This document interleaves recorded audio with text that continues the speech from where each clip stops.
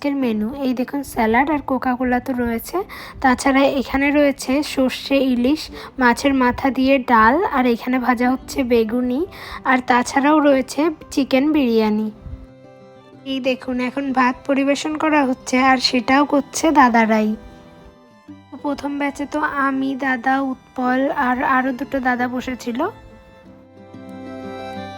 তাহলে এবার খাওয়া দাওয়াটা শুরু করা যাক। আর সমস্ত রান্নাগুলোর স্বাদ হয়েছিল অতুলনীয়। পর মনে হচ্ছিল যেন দেশের খাবার খাচ্ছি। আমাদের খাওয়া দাওয়ার পর আমি আর দিদি তো বসেছিলাম, আর বাদ বাকি যখন অন্য দাদারা খাচ্ছিল তখন দাদা আর উৎপল একটু পরিবেশন করে দিচ্ছিল।